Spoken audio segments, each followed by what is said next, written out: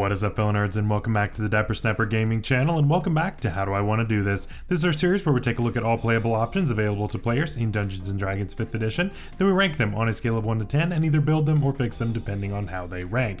Now today we finish up our talks on the Fiend Pact Warlock, the absolute blaster, the one that brings fire and destruction everywhere that he or she goes, which is really cool. But we get to build one today, and I am looking forward to that. Before we do that though, make sure to leave a like on the video, subscribe if you haven't already. Also make sure to share the video with your friends, and of course click the bell so you're notified when new videos are uploaded. Of course, the best way to support my channel is by clicking that join button down below and becoming a member. At that bronze snapper level, you of course can get access to all of my build guides and subclass fixes, which is a great resource to use at your tables. Use them as NPCs or as even players that you want to be, whatever it happens to be. Those are there for you to use. And of course the higher tiers come with some great perks as well: early access to videos, special parts of the Discord server, all of that good stuff. So make sure to check all of that out. Of course, thank you to all of you for watching, but let's go ahead and jump right in.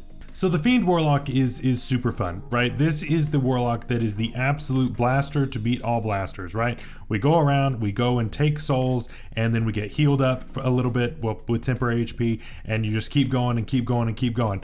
And it's super fun the way that all of this works.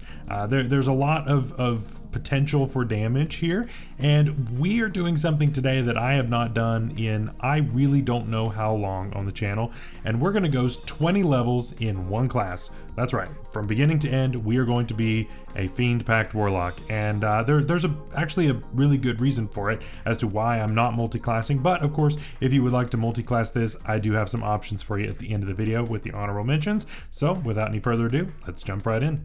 As always, here are the rules for this series, so if there's anything different about your table, you may have to make some adjustments, but of course this is just what we do as a baseline for all of the builds in this series. Starting off, we have our race, and we're going with something that makes a lot of thematic sense, but also a bit of mechanical sense. Now, this may or may not be allowed at your table. This will be one for you to discuss with your DM, but ultimately, it's a really cool option, and it is the Tiefling, and more specifically, the Winged Tiefling from the Skag book.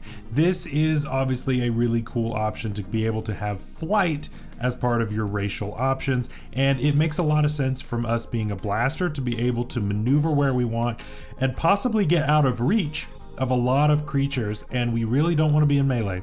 Absolutely not. We have built 2 melee warlocks in the past couple of weeks. I'll put one of those up in the icon above for you. So if you're looking for a melee warlock, I've given you some options that are not the Hexblade over the past couple of weeks, but this is not that.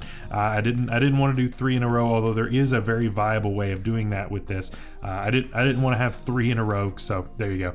But yeah, with this we get a few things. We get Dark Vision, of course, really good. We get Hellish Resistance, which is cool, so we go ahead and pick up resistance to fire damage, which is not bad. And then of course Winged, which we pick up here as well, and this is what allows us to fly. This is cool because spells like Burning Hands that have a cone shape to them become a circle when you are above them, and that can help with its area of effect, right? That way you can kind of have a mini fireball and be a little bit more in control. So depending on the way that your enemies are positioned, being above or in front of them can make a big difference in how that is shaped, so definitely use that to your advantage. For our stats, of course, go from top to bottom, matching mine in case your stats look a little bit different, but the top stat is going to be, of course, in Charisma. Second stat, we'll go ahead and put in Dexterity. Third stat in Constitution, and then the last 3 are whatever.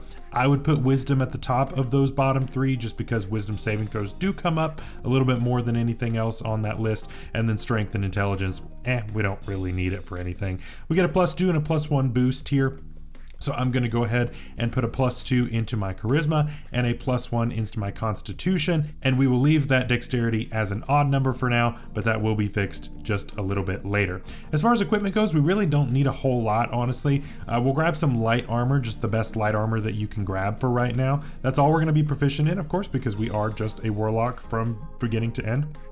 But this will change a little bit later on in the build, so just make sure that you can cast a bunch of spells and you have the best armor that you possibly can, and there you go. That's what we're doing, so that's all we can really ask for.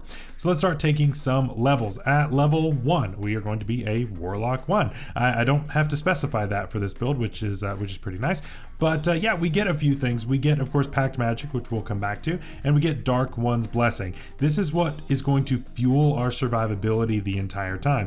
Every time we knock out a creature, we are going to get temp HP back, and this is going to scale really well. We get an extra point every time we gain a level in our Warlock class, which is why we're going 20 levels. I want to max this out, right? I want to have the most temp HP that I possibly can at every possible level, and so to me it makes complete sense to just go 20 levels so that we get the maximum potential out of this feature here. So that's exactly what we're doing. For Pact Magic, of course, we're going to gain access to some spells. If you don't know how Pact Magic works or how it's different from spellcasting or whatever it happens to be, I'll put the iCard above there for my general Warlock guide, where we go into a lot more depth of general features that Warlocks get.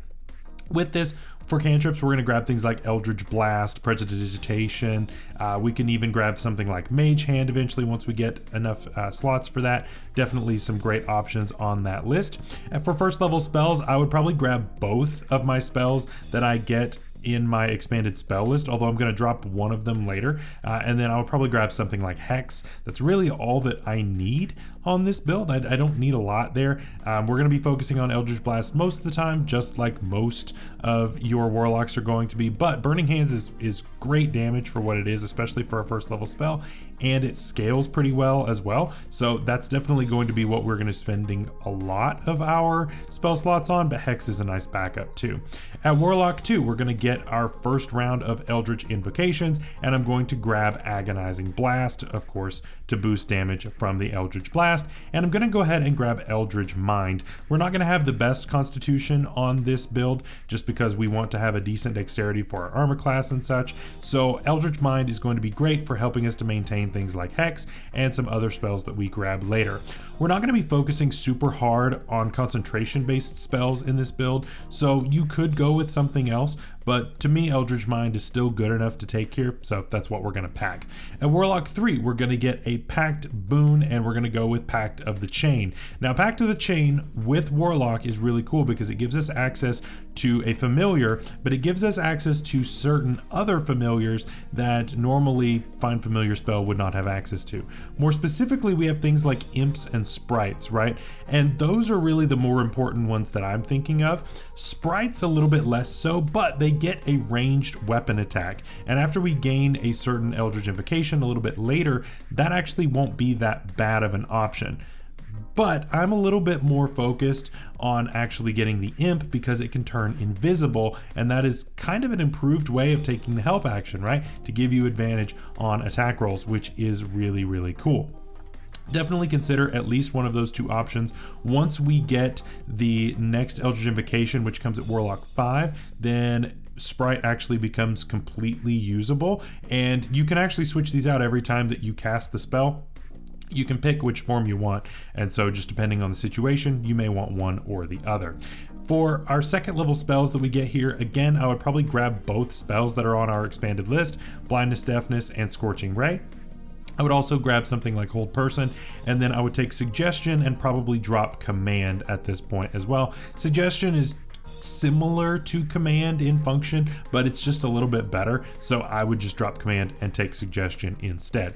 At Warlock 4, we're going to get our first ASI or feat, and I'm going to grab one that is to me pretty obvious, and that's Elemental Adept choosing Fire. This means that we can now ignore resistance to fire damage, which is pretty common, and I want to go ahead and ignore that as soon as possible.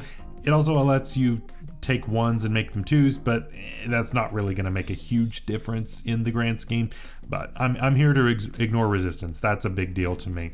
At Warlock 5, we're going to get no features, but we get another Eldritch Invocation, and here we're going to take Investment of the Chainmaster. This is going to buff our familiars a lot, which is really, really cool. It allows them to attack on our bonus action. It gives us a lot of features to it that just make them a lot better and just a little more sturdy and a little bit more powerful, and to me it makes a big difference. So I really like having that around, both for the Sprite or for the Imp. They both make total sense to me. For third level spells, Fireball has got to be in the back pocket. It is absolutely one that we're going to grab. Counterspell, of course, you can't really go wrong there. And then for the flavor, I would probably pack something like Summon Lesser Demons.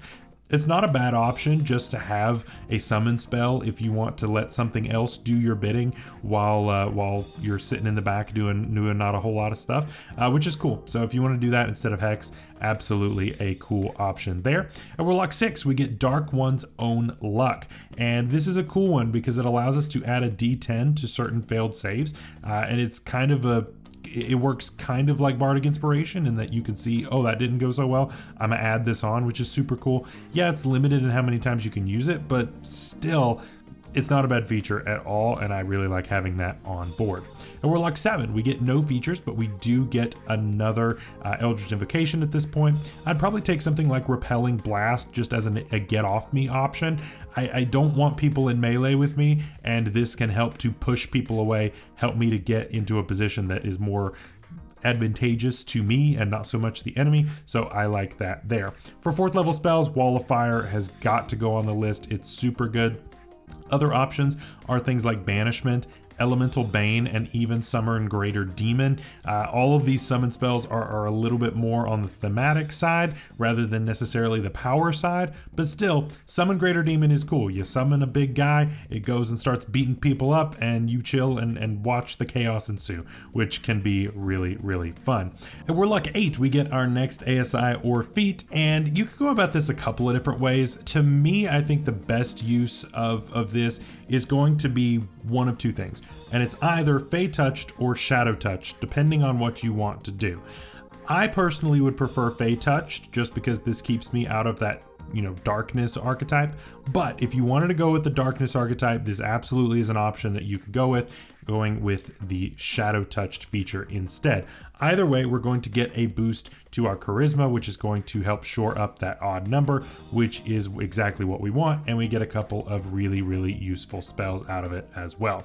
At Warlock 9, we're going to get no features, but again, we get another Eldritch Invocation. I would take Gift of the Ever-Living Ones, which is great. This helps with healing, right? Every time that our familiar is near us and we heal, it is going to max out the amount of healing, which is very, very useful.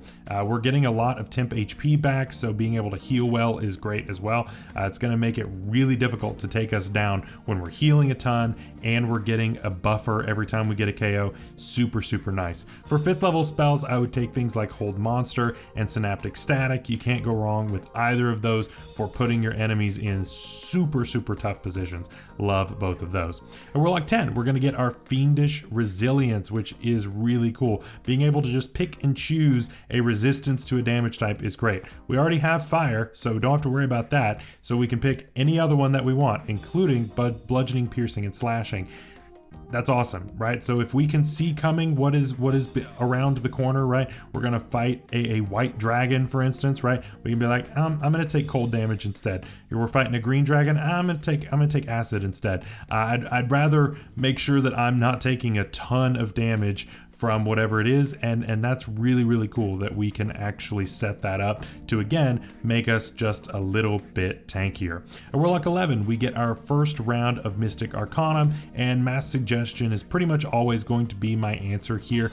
It's just too good to pass up, to be honest. At Warlock 12, we get another ASI or a feat, and I would take a feat here, and this is probably a weird one, but I would go ahead and grab Moderately Armored. This is going to give us access to medium armor, and I think that is super helpful. We also are going to get a +1 boost to our dexterity, which is pretty cool, and I think that's nice. So we can of course get that to a 16 and get access to medium armor, which is going to cap out at a +2, which is fine, but it's all good. It's all good. We also get another Eldritch Invocation here.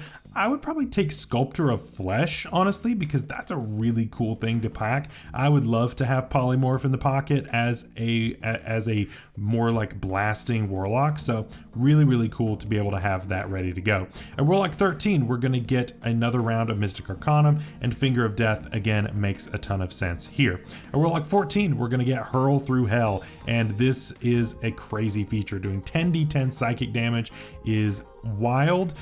Now you have to talk to your DM about how this works in relation to what the creature that is being hurled can do during that turn, but to me, that is the time to set up a bunch of stuff and ready it to, as soon as that creature reappears, everybody gangs up on it, and yeah, the fight might just be over at that point. So this is absolutely a awesome feature, and I think it's super fun. At Warlock 15, we're gonna get another round of Mystic Arcanum, and I'll grab Dominate Monster at this point. There are a couple other options that might be worth it, but to me, that's the best one. Then we get another Eldritch Invocation. Shroud of Shadow makes sense to me, but of course there are some other options that may be a little more appealing to you, but I don't mind that one here. Then at Warlock 16, we're going to get another ASI or feat. I'm just going to bump Constitution at this point. I don't think there's really a whole lot better that I can do. The other option would be to take Medium Armor Master to get an additional boost with your dexterity onto your armor class. That's another completely viable option if you wanted to go that way. But to me, I think going with Constitution just makes a little bit more sense.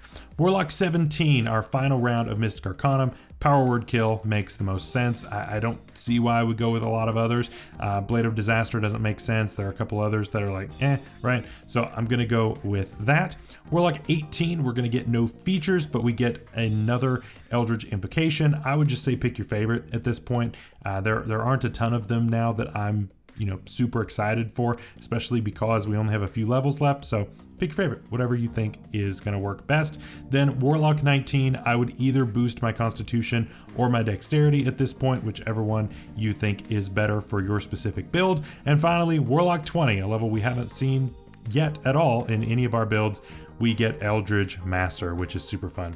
So what do you think of the build? Let me know down below. It has been a hot minute since I have done a straight build of 20 levels. It's weird. It's very weird, but I think it works super well with the Fiend, and it's really awesome. So let's take a look at some honorable mentions though of what could have been and what you might use to make this your own. For other race options, I would go with something like the Goliath or other races that come with a damage resistance, right? Because then you get 2 damage resistances with this, which is super cool. There aren't a lot of creatures that can have 2 different resistances, and this is a way to do that. So I absolutely would consider doing that. The Fairy is also my second option. I almost went with the Fairy on this. I almost went with Variant Human, but I backed off of that. But yeah, the Fairy is really cool because we're not going to be doing anything with heavy armor, but it gives us a lot of really good perks, and I think that goes along with this really well. For other feat options, I would go with things like Warcaster. Obviously, I didn't really do it because we had Eldritch Mind, so We also have things like Spell Sniper, which definitely could make a lot of sense on this, especially for the purposes of getting around cover, although Fireball, suck it, I don't care. And then Metamagic Adept also makes sense here to grab something like Quicken Spell, so that we could like quicken a Fireball and then go for an Eldritch Blast or something like that. There are definitely options for how that could work, but either way, I still think that is a really cool option. And finally, other class choices. These are some obvious ones, but Fighter, Sorcerer, Paladin, right? Fighter, giving you action surge among other things, giving us heavy armor proficiency, Constitution saving throw proficiency, all of that good stuff. Tons and tons of these start with Fighter and then go from there, but I think Fighter makes a lot of sense. Sorcerer also would give us that Constitution saving throw proficiency, and of course Metamagic works super well with that Blaster style. I definitely think that would do a lot of good here. And finally, the Paladin. The Paladin, of course, helps us with that Gish type of style, and there's a lot to be had here, right? Because if we're doing things like smiting and doing things with our Pact of the Blade at that point, we can get extra attack. We can do all of these things that are going to be incredible, and every time we snag a KO, we're getting back temp HP, which is super cool. So that can make you very tanky. So that's the build for today. I hope you all enjoyed.